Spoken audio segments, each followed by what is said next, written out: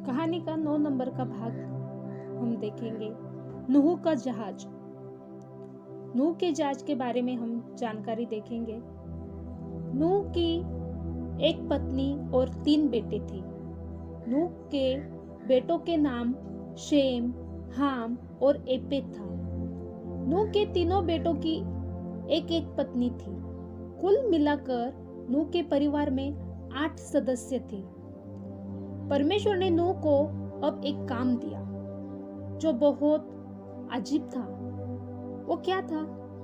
परमेश्वर ने नूह से एक बहुत बड़ा पानी का जहाज बनाने के लिए कहा। वो जहाज देखने में एक बड़े और लंबे बक्से जैसा था। परमेश्वर ने नूह से कहा, जहाज में 3 मंजिल बनाना और हर मंजिल में अलग अलग कमरे बनाना। आखिर में कमरे किसके लिए? कुछ कमरों में नूह और उसका परिवार रहता, तो कुछ में जानवर रखे जाते और बाकी कमरों में सब के लिए ढेर सारा खाना रखा जाता। परमेश्वर ने नूह को यह भी बताया कि वो जहाज को अंदर और बाहर से राल या डांबर से पोत ले ताकि पानी जहाज के अंदर ना आ सके। परमेश्वर ने नूह से कहा, मैं पूरी धरती पर बाढ़ लाऊंगा और धरती से हर एक चीज मिटा दूंगा। मैं इतना पानी बरसाऊंगा कि सब कुछ डूब जाएगा। सिर्फ वही बचेगा जो जहाज के अंदर होगा। अब नूह और उसके बेटों ने यहोवा की बात मान ली और जहाज बनाने के काम में सब जन जुट गए। मगर दूसरे लोग उन पर हंसने लगे। उन्होंने बुरे काम करना बंद नहीं किया।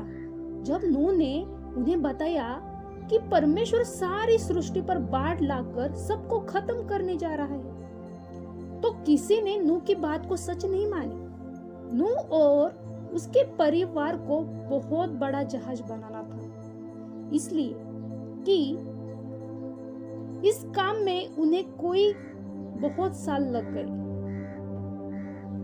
आखिर में जहाज बनकर तैयार हो गया। तो परमेश्वर ने नूह से कहा कि वह कुछ जानवरों में से 2-2 यानी कि एक नर और एक मादी जहाज के अंदर ले आए और बाकी जानवरों में से 7-7 ले जाए। परमेश्वर ने नूह को सब तरह की बातें, चिड़ियों को भी जहाज के अंदर ले जाने के लिए कहा। परमेश्वर ने जैसा कहा था, नूह ने वैसा ही ठीक किया। नूह लोगों को बता रहा है कि परमेश्वर धरती पर बाढ़ लाने वाला है, पर लोग उसका मजाक उड़ा रहे हैं।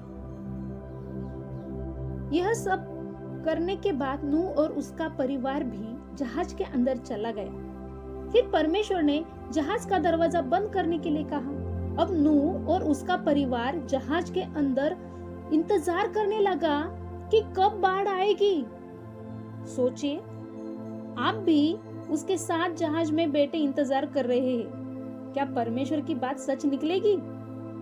आइए जानने के लिए चैनल को लाइक, शेयर और सब्सक्राइब कीजिए।